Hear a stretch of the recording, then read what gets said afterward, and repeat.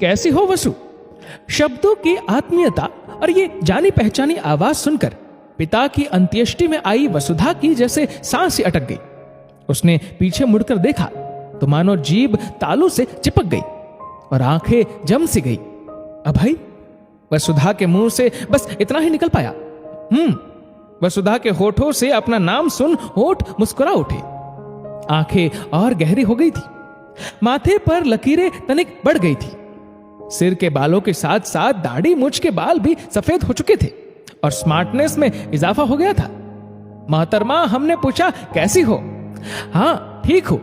वसुधा ने आश्चर्य और संकोच दोनों को छुपाते हुए चेहरे पर मुस्कान लाने की कोशिश की। तुम यहां? तुम तो यूके? हाँ, कुछ जरूरी काम से आया था, लेकिन यह दुखद समाचार सुन खुद को रोक नहीं पाया। अभय का यह जवाब सुन वसुधा को 30-32 साल पहले वाला अभय याद हो आया। एक दूसरे के घर के बीच का फासला कई किलोमीटर होने के बावजूद भी अभय जब कभी वसुधा के घर के आसपास दिख जाता, वसुधा उससे यही सवाल करती, तुम यहां? और अभय इसी तरह जवाब देता, कुछ जरूरी काम से आया था। लेकिन वसुधा ने ना कभी वह जरूरी काम पूछा और ना ही अभय ने कभी बताया। तुम खड़े क्यों हो? बैठो ना। वसुधा ने शामियाने में एक और रखी कुर्सियों की ओर इशारा किया। अकेली आई हो? हाँ, बेटा यूएस में है, आ नहीं सका। ये कब हुआ? वसुधा की सूनी मांग और खाली कलाइयों को देख अभय ने इशारे से पूछा। लगभग 8 वर्ष हो गए। कोई एक्सीडेंट? हाँ, एक्सीडेंट ही तो था। मतलब? इतना ज्यादा नशा करने वाले इंसान के साथ विवाह होना एक्सीडेंट ही कहलाता है अभय। आंखें छलक आई थी वसुधा की। मेरी छोड़ो, तुम सुनाओ, बताओ क्या सुनना चाहोगी? इन 30 वर्षों में तुम्हारी जिंदगी में शामिल हुए खुशियां और क्या? अरे भाई, हम तो किसी को पसंद ही नहीं आए। मतलब विवाह नहीं किया? किया था। पूरे 23 वर्ष हो गए पत्नी को हमसे रूठ कर ईश्वर के पास शिकायत दर्ज करवाने गए हुए। ओह, और बच्चे? एक बेटी है, कैलिफोर्निया में पढ़ाई कर रही है। शामियाना में आगंतुकों की संख्या बढ़ने लगी थी। वसुधा भीतर जाने के लिए उठ खड़ी हुई। अगर कभी दिल कहे तो मुझे कॉल जरूर करना।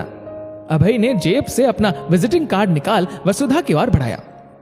वसुधा ने संकोच के साथ विजिटिंग कार्ड अभय के हाथ से ले मुट्ठी में बांध लिया। अभय जा चुका था और वसुधा अपने आप में खोई पिताजी के कमरे में पहुंच चुकी थी। पिताजी की तस्वीर के सामने दीपक जल रहा था और वसुधा की मुट्ठी में कुछ पिघल रहा था। उसके मानस पटल पर 30 वर्ष पहले खुद को कहीं से तोड़कर कहीं जोड़ने का चलचित्र जो चल रहा था। कर्मकांड की सारी रस्में पूरी हो चुकी थी। कौओं को भोग लगाया जा चुका था और शायद पिताजी की आत्मा को शांति भी मिल चुकी थी। लेकिन वसुधा की अंतरात्मा अशांत थी। वसुधा मां के कमरे में औंधे मुंह पड़ी थी। ये कमरा 30 वर्ष पूर्व वसुधा का हुआ करता था और वसुधा अक्सर अपने कमरे में ऐसे ही लेटना पसंद करती थी। आज वह बहुत अकेलापन महसूस कर रही थी। अकेलापन महसूस करने का कारण भी था। वसुधा बिस्तर से उठकर टेबल तक गई। टेबल पर रखे फूलदान के भीतर से अभय का विजिटिंग कार्ड निकाला और कांपते हाथों से नंबर डायल किया। शायद रिंग नहीं हुआ था, लेकिन कॉल पिक हो गया था। हेलो वसु। वसुधा चुप थी, मानो पकड़ी गई थी। मैं तुम्हें सुन पा रहा हूं, कुछ बोलो। अभय? हाँ बोलो ना वसु। आज मैं खुद को बहुत अकेला महसूस कर रही हूं अभय। वसुधा मानो टूट सी रही थी। मैं समझ सकता हूं, मैं क्या करूं अभय? अब मैं कैसे जीऊं? मायका भी तो खत्म हो चुका है। वसुधा फूट फूट कर रो पड़ी। वसुधा रो मत। अभय, मेरा जीवन एकदम सूना सा हो गया है। वसुधा रोए जा रही थी। वसुधा, अब फैसला तुम्हें लेना है। मैं तो अभी भी वहीं खड़ा हूं। नहीं अभय, बेटा नहीं मानेगा। कुछ देर दोनों तरफ खामोशी थी। वसु, उस दिन भी मैं सही था। अभय की आवाज ने खामोशी को तोड़ा। वसुधा चुप रही। याद है वसु, जब मैं बड़ी हिम्मत कर तुम्हारे पिताजी से तुम्हारा हाथ मांगने तुम्हारे घर आया था और तुमने ये कहते हुए मुझे कसम दे दरवाजे से ही वापस भेज दिया था कि पिताजी नहीं मानेंगे। वसुधा की सिसकियां अभय सुन पा रहा था। अभय, तुम एक औरत की मजबूरी नहीं समझ सकते। मैं बहुत पहले समझ गया था वसु।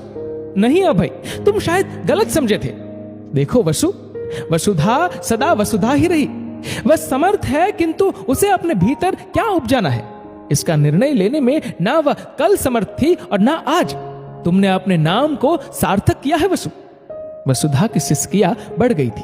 खैर, तुम अब ये गम छोड़ अपनी सार्थकता का जश्न मना सकती हो। मैं कल यूके के लिए निकल रहा हूं। वसुधा समर्थ होते हुए भी आज फिर से फैसला नहीं कर पाई। आज फिर से अभय जा रहा था और वह आज फिर से रो रही थी, लेकिन ये आंसू अपने नाम को सार्थक करने के जश्न के थे या एक खूबसूरत जिंदगी के नजदीक से गुजरकर उसे फिर से हमेशा के लिए खो देने के गम के। इसका फैसला कर पाने में वह अभी भी असमर्थ थी। दोस्तों, इस वीडियो को लेकर आपकी क्या राय है नीचे कमेंट करके जरूर बताएगा। और अगर आपको वीडियो अच्छा लगा हो तो इस वीडियो को लाइक करेगा, शेयर करेगा ज्यादा से ज्यादा लोगों तक, और ऐसी ही और भी इंस्पिरेशनल वीडियोस के लिए हमारा फेसबुक पेज आज ही फॉलो करें। धन्यवाद।